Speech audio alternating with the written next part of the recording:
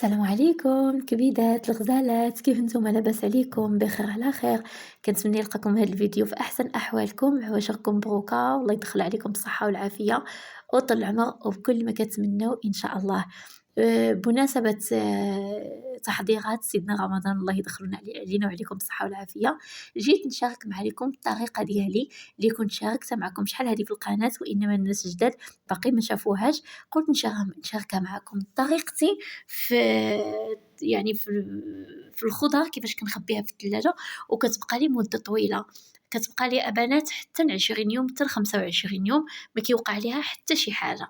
الطريقة ديالي في الخضر كنتمنى أنكم تجربوها وما غاديش تندموا عليها.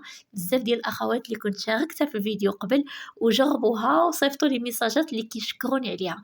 أنا أي حاجة كنشاركها معكم فيديوهاتي كنكون استعملتها من قبل وصدقت ليا وعاد كنشاركها معكم.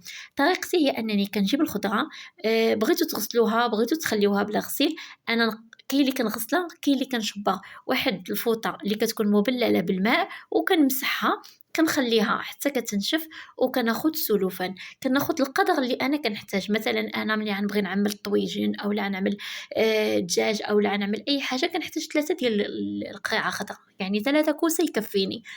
شنو كنعمل، كناخد ديك 3 4 ديال الكوسات كنمسحهم، كنعملهم في السلوفان على هاد الشكل اللي نتوما تشوفوني، وكنحاول نضغط عليهم ما يبقاش الهوا في وسط منهم، ونلويهم مزيان في السلوفان ونستفهم في هاد المنظمات اللي أنا مديراهم خصيصًا للثلاجة. هاد الطريقة هادي كنستعملها للجزر، كنستعملها للفلفل، كنستعملها للدبنجال، كنستعملها البطاطا حلوة، كنستعملها للكوسة، كنستعملها لبزاف د الحاجات. بالنسبة للدنجال إلا كان بغيتوه يبقى ليكم مدة طويلة، والفلفلة إلا بغيتوها يبقى لكم مدة طويلة، ملي تبغيو تلويوها في هاد السلوفان ديروا معاها فورشيطة. إلا كنتو غتلويو واحد الكمية كبيرة ديروا معاها فورشيطة ديال الحديد، حيت هاديك الفورشيطة ديال الحديد ما كتخليش داك الفلفل أولا داك الكوسة ألا داك الدبنجال يطلق داك الما ديالو اللي غادي يخليه أنه يعني يخسر أولا يخماج أولا يتخسر له الشكل ديالو. هذا ما كان الحبة ديالي. هاد الطريقة عندي معتمدة، غير خصها الخاطر وخصها الوقت وتوقفي وتعدلي بالحاجة بالحاجة. بما أنني شحال هادي ما شاركت معكم حتى فيديو، اليوم أنا حاولت أني نعمل لكم فيديو منوع باش نتفوجوا معايا وتدوزوا معايا وقت زوين. بديتو لكم إن شاء الله يا ربي بطريقتي في تنظيم الخضار وكيفاش كنخبعها وكتبقى لي مدة طويلة، وكذلك غنخرجكم في جولة في إحدى المحلات ديال أبو خمسة وتشوفوا يعني التخفيضات اللي هما كاينين. كنتمنى الناس اللي أول مرة كيشوفوا قناتي كنقول لكم مرحبا بكم وألف مرحبا، والناس اللي معايا دائمًا كنشكركم بزاف على حسن المشاهدة والمتابعة، وعلى الكلام الطيب اللي كترسلوا ليا، وكنبغيكم بزاف وكنبغي كاع الناس اللي ملي كنتعطل كيصيفطوا لي رسايل وكيسولوا فيا. أنا الحمد لله بخير على خير. نتوما عارفين كنحاول على قد جهدي أنني ننظم ما بين الخدمة والدار وهذا. هذا ما كان على هاد الطريقة الحبيبات ديالي أنايا نظمت الخضرة ديالي وغندخلها للثلاجة. جيت نشارك معكم هاد المنظمات ديال البيض، أحسن منظمات أحسن ما يكونوا في الباب. ما نعرف أنا طريقتي في الباب تفتح ليا شاهد الباب ديال الثلاجة دابا وساعة كيبقاو يطيحوا داك البيض. داكشي علاش اختاريت هاد المنظمات هادو، كل واحد كيهز 15 بيضة، يعني 2 ديال المنظمات كيديو البلاطو ديال البيض كامل. كنعملوهم على هاد الطريقة. حنا سخن عندنا الحال في رياض، ما بقاش أنه ممكن أنك تخلي البيض على برا صافي ولا كيخسر. داكشي علاش شريت هاد المنظمات باش كنديرهم في الثلاجة.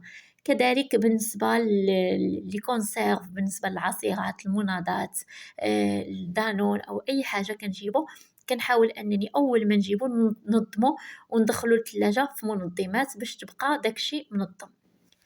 كذلك الخيار والجزر معروف أنك كديرهم في الثلاجة ما كيكملوا 24 ساعة حتى كيلواو، ولكن أنا جيت هاد المرة باش نقول لك حبيبة ديالي بأنك إلا لويتيهم في السلوفان على هاد الطريقة هذا كوني أكيدة أنهم غيبقاو لك 15 يوم 20 يوم في الثلاجة ديالك. إلا كانت الثلاجة ديالك ما كتعملش الثلج لتحت يعني كتبرد بدون الثلج، حيت كاين بعض الثلاجات اللي كيديروا الثلج في ديك الأنفاس مع الباب. إلا كانت ما كديرش الثلج نهائيًا فكوني متأكدة غيبقاو لك حتى ل25 يوم ما غيوقع ليهم حتى حاجة. جربيها وشكريني عليها واحملي الوالدين، وما تنسيش تخلي لي تعليق مزيون فحالك ولايك وبارطاجي القناة مع الأحباب.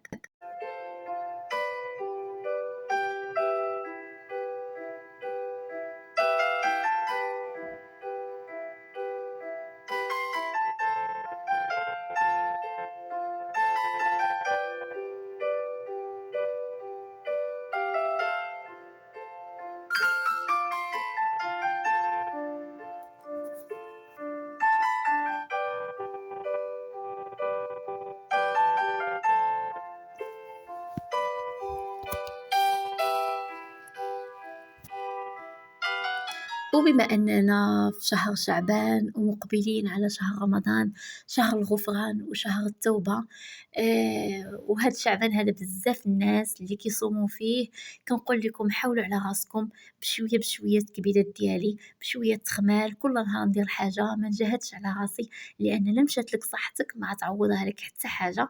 وعلى ما أظن أي وحدة واقفة في الكوزينة وكتفرج فيا في هاد الساعة، عندك وليدات، عندك زوج، عندك مسؤولية، ضروري ما تحافظي على راسك باش يجي واحد الوقت يلقاوك باقي قدامهم. نوريكم هاد الطريقة ديالي أنا الحبيبات ديالي باش كنصايب الخضيرة ديالي وكتبقى مدة طويلة وغندخلها للثلاجة. غنشارك معكم واحد البانكيك اللي هو خليط كيتباع مصايب، انتي كتزيدي عليه غير شي مكونات اللي هما بسيطة وكيصدق لك 100%، ماشي فحال ديال الدار كديريه على الله يا اما يصدق ويا اما ما يصدقش. هاد البانكيك اللي جيت نشارك معكم اليوم البنات كيعمل في العافية 6 ريال ونص، ماشي غالي، رخيص، وتقدري توجديه يعني في 10 ديال الدقائق. كتاخدي زليفة صغيورة على هاد القدر اللي أنا وريتكم ديال الزيت، وفحالها فيها جوج ديال الأصفار البيض أولا البيض جوج بيضات، وكذلك كاس ديال الحليب. كناخد الخليط ديالي اللي هو عبارة عن طحين وفيه يعني المواد ديالو مخلطين معاه. كنضيف عليه داك الزليفة الصغيورة ديال الزيت اللي هي تقريبا نص كاس، وجوج ديال البيضات، كنخوي عليه الحليب وكنبدا نخلطو. أنا غنخدمو غير في يدي حيت ما يحتاجش أنني عاد نجبد الطلادرو ونبدا نضربو بالماكينة، كفاية أنني غادي نخدمو غير بيدي.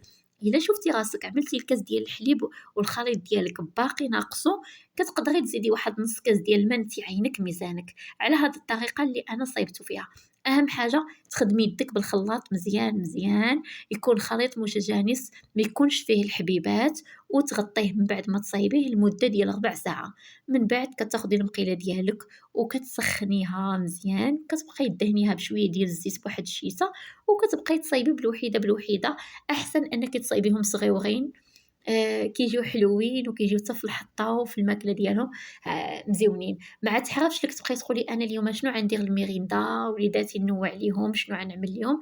كتكون البانكيك شي حاجة اللي هي مزيونة، تقدري تسقيها بالعسل، والزبيدة، تقدري تسقيها بنوتيلا شوكولا لا عندك، بأي حاجة. كيف كتعرفوا أن دائمًا ملي كنبقاو نهزو بالمغرفة ونعملوه في المقلة كنوسخوه كتبقى تقطّر. هذا أنا شريته ب5 ريال من أبو خمسة، لا غلا على مسكين، وخديته. في المغرب غيكون الثمن ديالو واحد 15 درهم، واحد 13 درهم، 20 درهم إذا غلا، ما غيكونش غالي بزاف. صافي كنخوي فيه الخليط ديالي كامل، وكنبقى ناخد شيته كندهن المقيلة ديالي وكنحط بحال لمبوط، كنبقى نحط القياس اللي أنا بغيت ونديرو على شكل دائرة. كنستعين بواحد المغرفة صافي، وكنبقى نقاد بشوية بشوية. مازال أنا الأولانية بغيت نجربو كبير، ولكن كبير البنات ملي كتجي تقلبيه كيجيك صعيب في القلبة ديالو، يقدر أنه يتقسم لك في النص. داكشي علاش غير الأولانية اللي درتها كبيبرة، أما ما تبقى كلهم صايبتهم ستيتوين وجاو غزالين يا بنات، خصوصا أنني سقيتهم بالزبيدة وبالعسل وجاو مزيونين بزاف.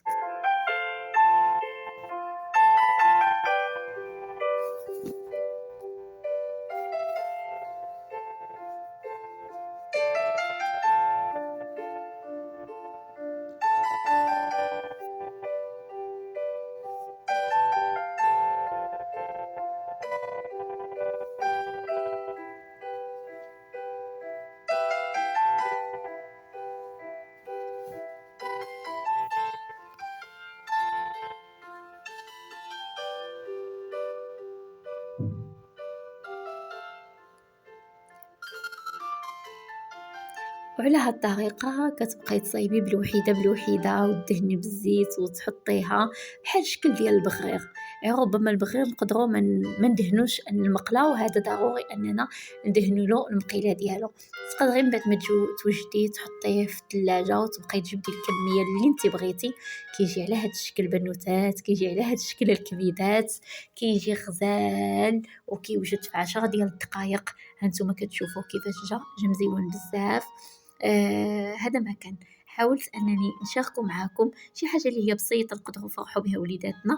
وصايبت واحد الكاس القهوه، ذوبت شويه العسيله بالزبده، وغادي نسقيه وغادي ناكلو بشهيه طيبه ليا وليكم. الا كانت شي موحمه كتوحم وكتفرج فيا سمحي ليا، ولا كنتي قابه ليا مرحبا بك والف مرحبا، واللي تشدي اللي تشهيتي عليا كما كيقولوا المصريين رقبتي سداده لك حبيباتي. من بعد ما ساليت غسلت المعينات ديالي، رجعت كل حاجة في بلاصتها. من بعد ما مسحت السطح العمل، مسحت البلاكارات، جففتها ومسحت المعينات. ودابا جيت نرجع معكم كل حاجة في بلاصتها ونقادها. مسحت البوطة، البانكيك اللي بقى لي عملته حتى هويا في السلوفان وخبيته في الثلاجة، يعني تنبغيه ونجبدو صافي. ومغرفات لبلاصتو، معلقت لا يتعلق ولا يدخل في البلاكارات. خليت الدنيا كاملة نقية باش تكون واحد الراحة نفسية. ودابا جيت باش نبخر الكوزينة. شعلت واحد الفحيمة، حطيت منها بخور معمول الدوساري اللي هو غني على التعريف، ريحته غزالة. وقلت نبخر الكوزينة ديالي ونسدها تبقى فيها ريحة البخور، تبقى مزيونة. سبحان الله العظيم، ملي كتكون الكوزينة مجموعة كتكون مولات الدار مرتاحة وكتكون واحد الراحة نفسية كبيرة. غير أنه ملي كتكوني جالسة وكتكون كوزينتك مرونة وفيها قشع مسخن، كيكون طالع لك الدم وما مرتاحاش بديك الجلسة، يعني كتحسي بأن واحد الثقل راه تابعك. هذا ما كان. الفيديوهات ديالنا الكبيدات ديالي باقي ما سالاش، وان شاء الله غادي نخرجكم معايا. وكيف قلت لكم عندكم الاحدى اسواق التخفيضات وغنوريكم العروض اللي كاينين. بقاو معايا ودعموني وبارطاجيو الفيديو. السلام عليكم بنات، كيف نتوما؟ لاباس عليكم؟ مزيانين بحق. ما كنتش عامله معكم فيديو دابا، ولكن هاد المسخوطه خلاتني نبدا الفيديو دابا. المهم خليكم معنا، انا غنقول لكم شنو السبب ديال الفيديو. خليني دابا نحلكم انا 91 هنا 91 20 لأول مرة في حياتي راه عمرو مازوط 20 ريال يا 10 ريال وانا 10 ريال. انا 10 ريال ديالك. واحد البلاصه هي مزيونه. شاهد نزلي غنمشي لواحد البلاصه بحر الاسعار كاينه في العزيزيه، مزيونه بزاف بزاف بزاف. المهم تشوفوا قشيعة رمضان وتشوفوا الديكورات رمضان، تشوفوا اللي كاين اللي يتشاف وما يتشاف. المهم حبيبات ديالي، بمناسبة رمضان على الابواب جيت نشارك معكم قشيعة رمضان والديكورات رمضان، وقلت نبديكم ونخرجكم بقاو عند الروتين. قلت هاد الفيديو نعمل لكم شويه هكا وشويه هكا. وعامله معكم العروض ديال، انا غلطت وقلت لكم بحر الاسعار، هو ماشي بحر الاسعار، اسمه اخر الاسعار. متواجد في جنوب الرياض في العزيزيه. عاملين تخفيضات. تخيلوا الطبيسلات، اختاري اللي بغيتي، سيراميك منوع على ريال و99 هلله، يعني 2 ريال للحبه. انواع واشكال مزيونين بزاف. عاملين كذلك 2 ديال السواني ب5 ريال. عاملين الفنجال والبيالة والصحن وجوج الصحون على 5 ريال. يعني كاينين عروض مزيونة ديال رمضان، جيت باش نشاركها معكم. كما كتشوفوا اشكال مزيونة، كاينين اشكال تركية، كاينين اشكال شعبية سعودية، كاين بزاف. هادو ديال التحليات. معروف أن في رمضان كل السفر ما تخلى عن التحليات وعن الحلويات. وهادو ديال السيليكون ديال الحلويات اللي كيدخلوا الفران. كذلك الحبة على 5 ريال. المعالق ذهبيين، المعالق بويض في النقري، كاينين الأشكال ديال المغرفات، الحلويات، كل شيء على 5 ريال. أنا حاولت أنني نعمل لكم جولة في الحاجات المزيونة كاملة اللي كاينة في المحل. كاينين هاد الأكواب ديال القهوة الصغيورين 2 ب5 والكبار 1 ب5. كذلك كاين فوق مكان الملابس، كذلك فيه تخفيضات مزيونة اللي باغا تشري للعائلة ديالها وهو دا المغرب. كاينين مخدات رمضان، كاينين فوانيس رمضان، كاينة زينة رمضان. غير اللي ما بغاش يشري وصافي الله يدخلو علينا بالصحة وبالعافية وبطول العمر وبكل ما كتمنوا إن شاء الله.